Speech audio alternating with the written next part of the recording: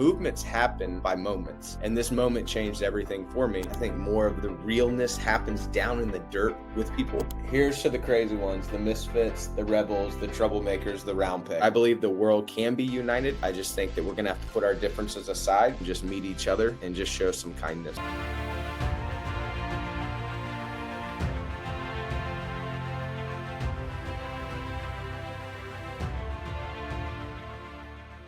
What is up, Impact Heroes? Welcome back to the show. I'm your host, Rick Ornelas. Thank you for spending some time with us today because we know time's a valuable resource and we're going to make it worth your while. I appreciate each and every one of you, not just for listening, but for who you are. I know you're sparking change to make the world a better place every day, and I am humbled and grateful for your efforts. It takes all of us doing our part to spread positive change, and that's what this show is all about. Motivating you with stories of struggle, courage, and hope to empower you to make a difference in your life and the lives of others. In case you missed it, are you going to live hell here on earth, always questioning the why? Or are you going to lean into this and know that God has a plan for your purpose? Our pain is meant to help somebody else. It's meant to, be hope for somebody else that has gone through this. And you can't have growth until you have real talk and confront the issues head on. Everybody has something that they're going through, and it's really important to not prejudge. And available everywhere you listen to your podcasts.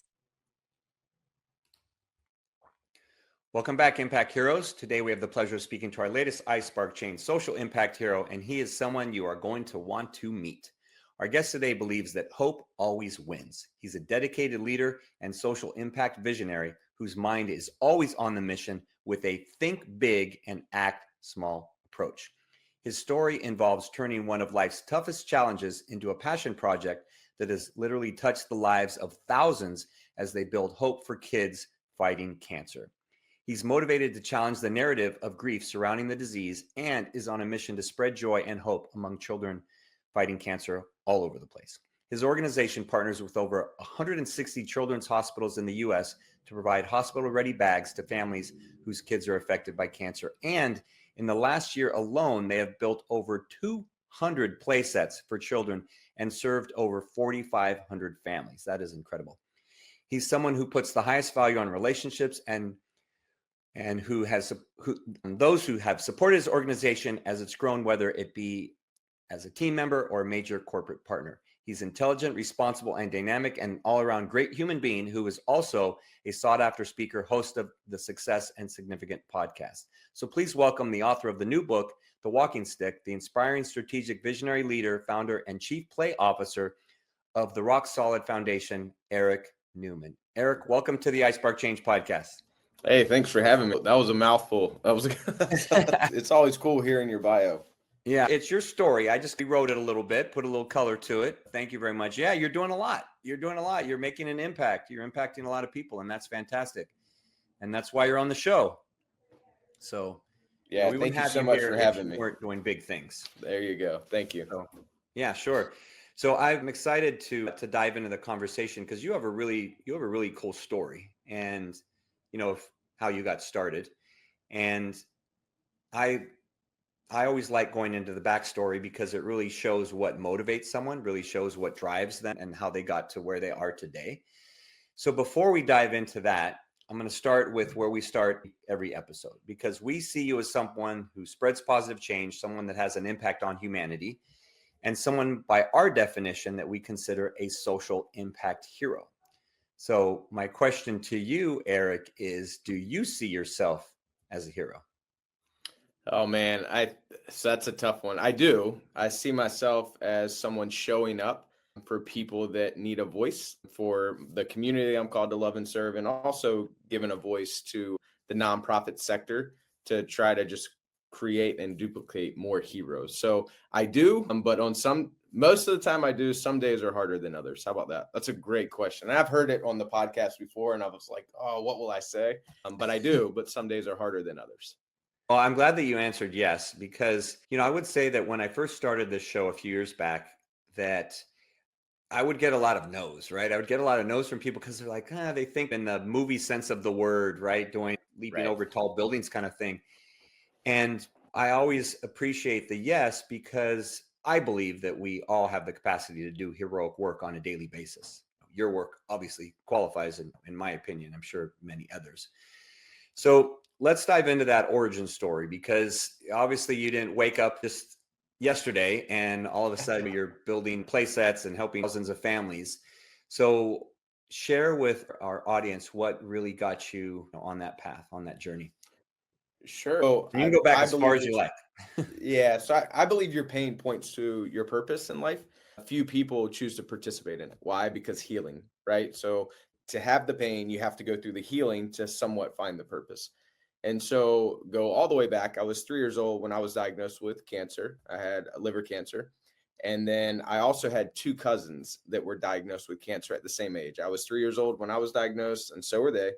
And so my family was in the cancer community for about 12 years straight. And then from that standpoint, both of my cousins passed away. So there was three of us, there was two of us, and then there's just this guy, right? I was 18 when my cousin Shannon passed away. And I remember the day that she was laid to rest, I'm like, oh my gosh, this is going to come back and get me. So I worked hard, party hard, and play hard. I've been an entrepreneur since birth. Second grade, I was selling candy out of my backpack. I learned that you could go to one of the big box stores and buy it for a certain margin, and then you could sell it for $1. So I have been an entrepreneur since birth. So the day that Shannon got laid to rest, I ran from everything that I knew. I ran from the cancer story. I ran from my family, and I dove into work hard, party hard, and play hard, and started some companies, exited some companies, and then I invested highly into the real estate market. And in '08, I ended up losing everything in the real estate crash.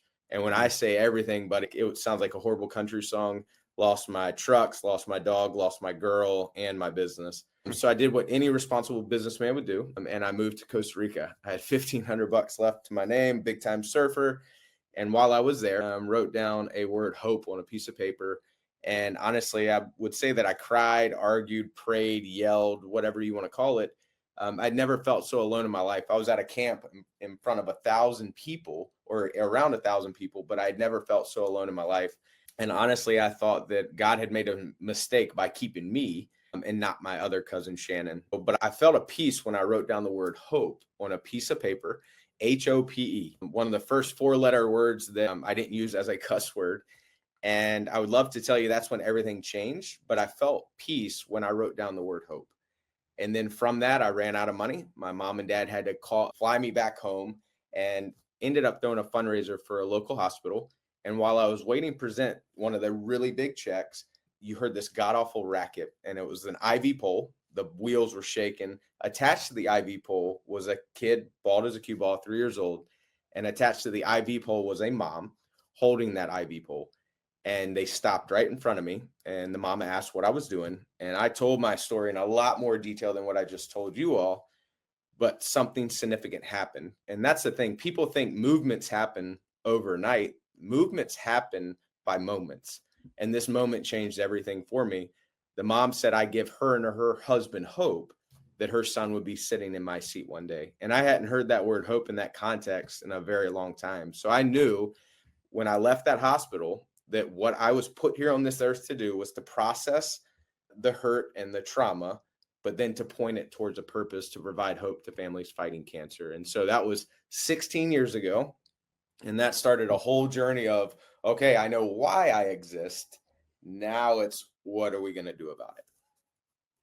Wow, fantastic. And thank you for sharing really the different parts of that journey, because there's obviously in any hero's journey, there's the highs and the lows and the kind of adversity you have to go through.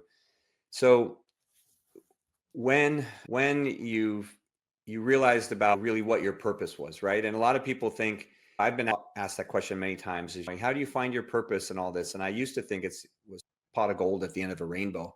Right. And then I realized for myself that I believe you have to really create it in your life. And so in that context, Eric, first, how do you feel that your purpose was revealed to you? And then how did you start creating it within your life? Sure. So with that, how I felt in that moment, and that's the thing, I think life happens so fast that we don't slow down for the moments. And so in that moment, when that mom told me, when she looked at me, and I was 30 at the time, I think 27, something like that. And she looked at me and she saw longevity in her son. And just by me standing there, not saying anything, and man, I still was broke. I had no money. I had no direction. I had a moment. And when that mom looked at me, and I'm like, man, all I had to do was just stand in the gap so that mom and dad could see me. That was the first time that I felt like a sense of true purpose in a very long time. Ever since, like, I thought my purpose was to make millions of dollars and to go surfing all over the world, right? Which there's nothing wrong with that. I still love to go surfing. But how I did, I asked myself, I identified it. I'm a journaler, so I wrote everything down. And I just asked, how do I do that more? And the one thing that I landed on was, how am I going to get people to trust me that where I just lost my company, I lost everything that was valuable to me. How am I going to get people to trust me? And I said, man, the one thing you never have to teach a kid to do is to play. And when they're diagnosed with cancer, they lose play. I said, so I'm just going to offer a play set to the next child that I meet that has pediatric cancer. And I had no money. I offered it to a kid, ran past me at Chili's restaurant. I was with my buddy. I got up from there and said, hey, can I build your child a play set? I recognized that they didn't have any hair, that they were receiving chemo. And they said yes. And then from there, I'm like, oh my gosh, like, how am I going to pay for this? So we sold Krispy Kreme donuts for the very first play set. And man, if you ate a donut that day, 16 years ago, you got it from me. Like, I cornered that market because I was like, I just want to stand in that gap so that next family can look at this old guy and see that there is life after cancer. And I have been seeking that moment for 16 years. Now, that's the mission. Marry your mission, not your model. Your model is going to constantly change. Yeah. But that mission, what is that moment? What is that purpose? And that's, for me, even now, 16 years later, I never feel more fulfilled than standing on a playset build and looking that mama bear, papa bear, or whoever in the eyes and just tell them that I love them. And I hope that they can see longevity through me. I had read about marry the mission, not the model, or heard you say it and wanted to dive more into that. So thank you for sharing that aspect. So is it really that simple for you? Is that's what continues to drive you to feel that feeling again, to replicate that for more people? Or is there anything more than that? Is there anything, and I guess what I'm getting at is, there's so much beauty in the simplicity of that, right? So much beauty in the simplicity of that is, hey, I just want to see the smile on the kid's face as he jumps on the play set and look the parent in the eye and all that.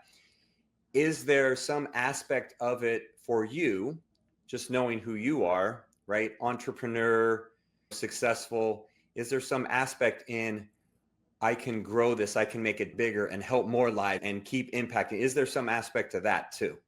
Oh yeah, 1000%. So simplicity is super complicated, right? It goes against each other. Marry the mission, not the model. So that's one of our values. Everything rises and falls on the values, right? So for me, scale, excellence. I came from the for-profit world, and then I got put into this nonprofit aquarium, if you will, like Free Willy. Did you ever see Free Willy? Oh yeah. The whale or the jumps over. Like I go from this grand ocean of for-profit, right?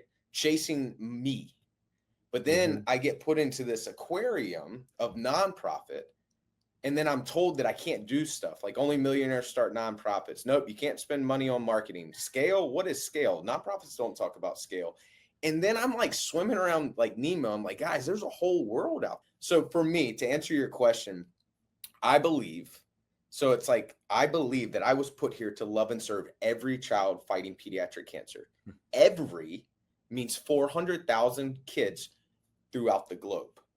I didn't just show up to just love and serve one. Now focus on the one, what you hope to do for the many, right? Yeah. So there's a balance that you have to do both. But man, if I miss the one, if my staff misses the one, and for me, my customers changing, like I love and serve my staff to learn to love and serve the one. So now I'm focused on my staff to teaching them how to love and serve. So I think I am called to every child. And we run Roc Solid like a Fortune 500. Yes, we're a 501c3, but the difference is my shareholders are kids fighting cancer. So we are going to scale, we're going to market, we're going to grow, and we're going to go. And how do we make all those decisions? Based off of our values. And one of our number one values is marry the mission, not the model. So my answer to you, long and short, is yes and, right? And I know that's an easy way out, but it has to be yes and. It can't be either or. Yeah, and I understand it. I get it, being an entrepreneur myself, and there's lots of entrepreneurs that listen to the show, and I think our audience will get it as well. And is that what you mean when you talk about the success and significance in the same area? That's really a part of that conversation? Yeah. So for some reason in the nonprofit world, or even impact investing, whatever it is that you want to call it, for some reason, there's this poverty gospel thing floating around. Yeah. So if you want to change the world, you got to be broke. No, you don't. And I'm here to change that narrative. I'm like, listen, I have a family. Like, I will never regret. There was one time where I couldn't afford my daughter to go to dance. 3 years old in a little tutu, man. And I sat there weeping because I could not afford her to go to dance. I worked for free for the organization for close to 5 years. And I couldn't afford my daughter to go to dance. And I made a commitment that day. I'm like, listen, yes, I'm called to love and change and to change this world, but I'm not going to be broke doing it. And that's not a crime for me to be able to afford a tutu for my 3-year-old daughter to go to dance. And I want to change the world. I'm going to do both. Success, fight for success. Why? To pour out your significance. Yeah. And that resonates completely with me, because I've always subscribed to the Rockefeller mentality, is you make as much money as you can so you can just give it all away. Right? So you can give it all away and do a lot of good, because can someone who has no money have impact? Absolutely. Right. Just by virtue of what I talk about, they can do heroic things every day. They can impact others in a positive way.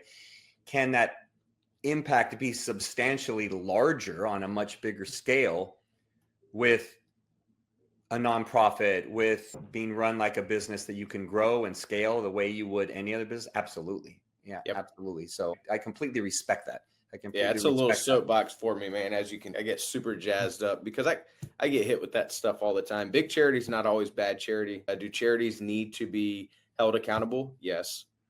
Yes, they do. And we get audited every single year. I have a phenomenal board of directors, but we're here to change the world. And that's what we're going to do. And we're going to act like it too. One kid at a time, right? One place at a time. One family, one child at a time. Yep. Yeah, exactly. With the mission. So talk about a little bit, since you just brought that up, Eric, about some of those challenges. So some of those challenges, obviously in a business, there's challenges enough with growing a business from nothing to something of significance. So talk about those challenges of doing that, because you've grown other businesses, but talk about those challenges of doing that in the nonprofit world. Because when I started iSpark Change 5 years ago, I was originally going to make it a nonprofit. And I spoke to 3 or 4 friends that run nonprofits, some big, some small. And all of them said, do not make it a nonprofit.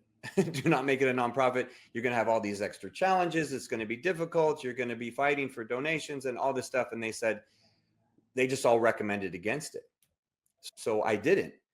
Now, do we serve others? Do we provide community and lots of ways to love and give and serve others, which is, what my personal purpose is? Right. Yes, absolutely. Do we do it in a different setting? Sure. So understand that there are inherent challenges in growing any business. How have those manifest in terms of in growing it as a nonprofit? Yeah. So we run into the same challenges. Again, this is like tariffs or whatever it is that you name it, whatever the for-profit world is hitting, we're hitting to head on. Gas prices, whatever it may be. And so for us, the pandemic, that affected everybody. You talking about marry the mission, not the model. Our whole sustainability model got wrecked. So how Roc Solid Foundation functions in the play world is that we sell these playset builds as team building exercises to corporate America.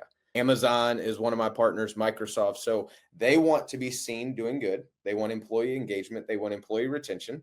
So the better we can love and serve them, the better we can love and serve kids fighting cancer. So they get what they want. We get what we want. In any business, you have to have a sustainability model. There's a profit, there's a loss.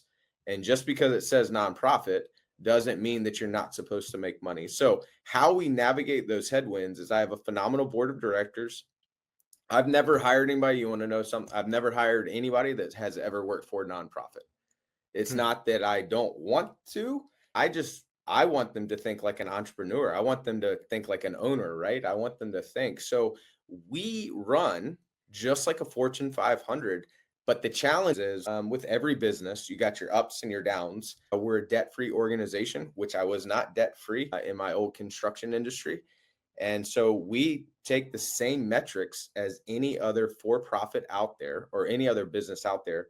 But the headwinds are challenging. The donors, the philanthropic model, we take more of the sales approach to sell to corporate America for the team building exercise. So you get the tax write-off and you get the team building. So our approach has always been completely different. And I'm fascinated with, have you ever heard of Savannah Bananas, Jesse Cole? So anyways, yes. So he's like, man, whatever your industry is doing, do the opposite if you want to stand out. And so that's what I do. Is it uncomfortable? Yes, it is very scary. How do you navigate those things? We stick to our values and stick to the mission. No matter what it is, for-profit, nonprofit, I believe every company out there should have a mission statement. They should have values, no more than 5. And that's what they should lead off of, no matter what. Know why you exist. Simon Sinek, start with why. I met him 16 years ago when he was just starting to test that theory, and I was fascinated with it, and I've just stuck with it ever since. So I know that's not direct. I can give you a lot of tactical stuff, but that's where the difference is. I don't have a golden halo. It's a tax status of 501c3. So we have a business model side, business with a mission, and then we have a philanthropic side where people give out of their trust, out of their grants and stuff like that as well. Yeah. And I think, thank you for providing more light into how you're doing it, because I think more people can learn from your model and do more and do a lot more. I literally just got off a call with someone today. It's a small nonprofit, and they're kind of that do whatever they can or feast or famine stage. And it's like, it doesn't have to be that way. And part of what we're building in iSpark Change is, for the past 5 years, we've laid the groundwork and the foundation of our community. We're just started the development of the world's first social impact driven social media platform. Oh, so very a place, cool. a central hub to connect and empower individuals like yourself that are doing positive work in the world and impacting humanity in a positive way. And one thing that I noticed very early on is that when you have these groups like nonprofits and everything, they're all kind of struggling. A lot of them are just struggling to survive. Right. And what better place, part of the impetus for creating iSpark Change is when you can raise the tides, all boats are going to come up. So Correct. Why not have a place where there's individuals like you that are helping to show others the way and sharing knowledge, inspiration, and ideas where others can learn and do more good and positively impact the world. And I respect and honor what you're doing, because it's like I'll throw a quote out on you. It's like the Steve Jobs, those who think they're crazy enough to change the world are the ones that do. I got that quote. Here's to the crazy ones, the misfits, the rebels, the troublemakers, the round pegs. Like that quote is legitimately on my wall. And in one of my books that I wrote, that is my life quote. You can vilify, whatever. So in the nonprofit world, we've made a lot of, not in it, but a lot of waves, because nonprofit is, I just think it's stuck. So I'm going to unstick it. I don't think that's unstuck right it. You're going to I'm going to unstuck it, man. You're going to disrupt it. I'm a disruptor. I have been ever since. I used to get in trouble for it at school.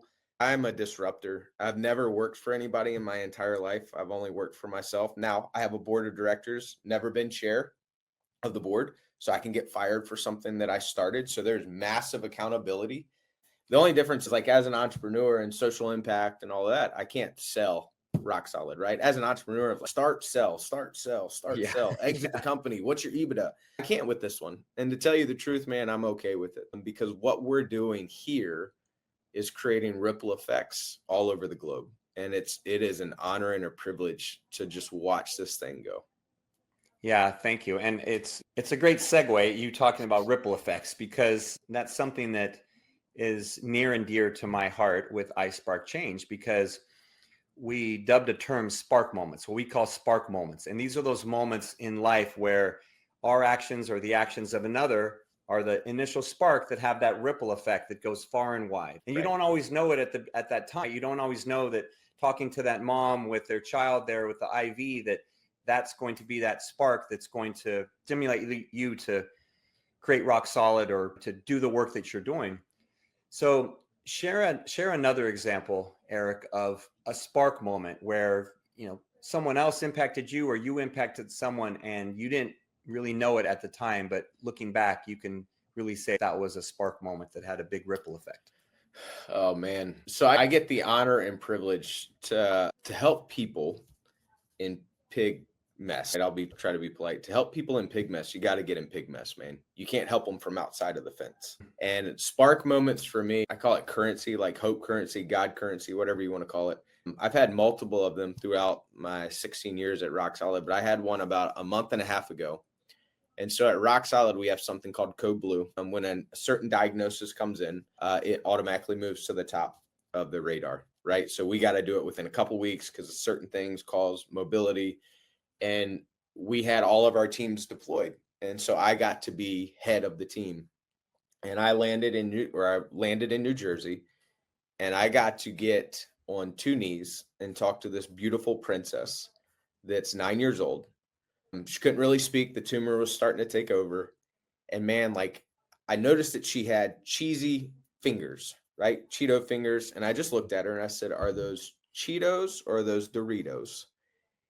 And she said Cheetos, and she pulled it out. She's in a wheelchair. She pulled it out.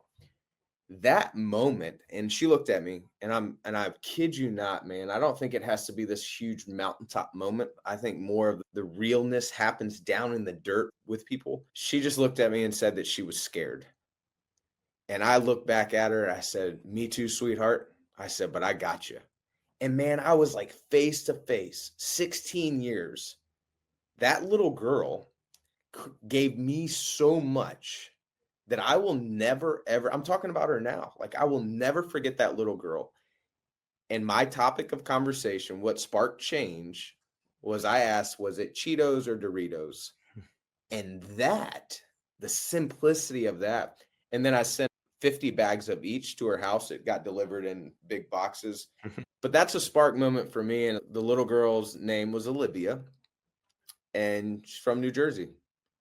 And she changed everything for me because then that makes it more relevant when we were talking about going in a finance meeting, right? Or got a board meeting or whatever it takes to run the business. That little girl changed everything for me. So that was another spark moment. And it had to do, there was no hope in that moment for that family. They allowed strangers in their backyard. We built a playset for her and her siblings. And it was a reshift. It was a reset for me. And I would say that little girl has sparked what I'm thriving on and jiving on right now. Beautiful story, Eric. Thank you very much for sharing it. And, I can feel the emotion of that moment just in your sharing. So I can only imagine what it felt like for you and how that continues to drive you. And so I really appreciate you sharing that. Thank you. So you and I could probably talk for a lot longer, but to respect the show and to respect the audience, where can our audience learn more about you and find out and support Roc Solid? Where can they do all that? Yep. You can go to our website for Roc Solid Foundation. It's ROCSolidFoundation.org. The K fell off. So it's RocSolidFoundation.org. And then you can go to any Eric D. Newman. You can find me online, Instagram, LinkedIn, any of those places if you want more just from me. But I am Roc Solid and Roc Solid is me. So you can find us on both. All right. We'll make sure that all of those are in the show notes, every link, all the information so people can find that.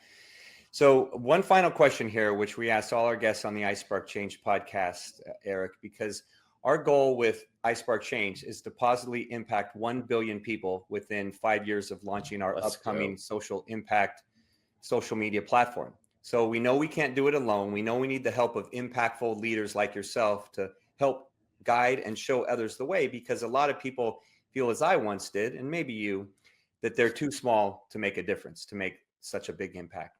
So we value your thoughts and opinions as a social impact hero. So I want you to peer down the road, use that forward-thinking brain of yours and peer into the future and tell me, what can the world become if everyone starts starts cherishing those small moments and using them to drive impact?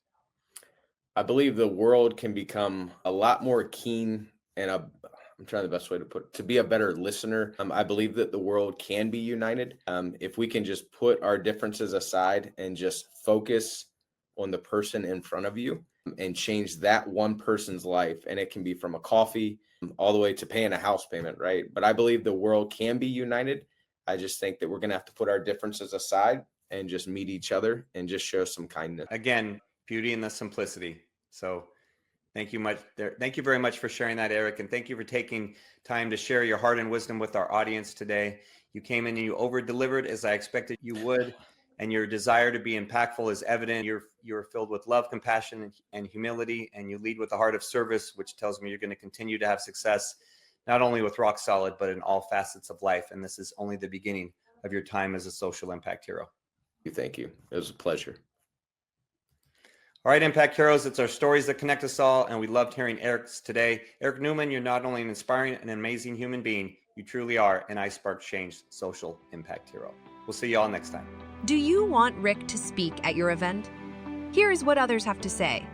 Did not know his story, and it was so inspirational, and his presence on stage, his authenticity was just incredible. I absolutely loved his performance. It made me feel some type of way. If you're looking for a speaker for your next event, hire Rick. I promise you this, you will not be disappointed. Visit rickcornelis.com to book him today.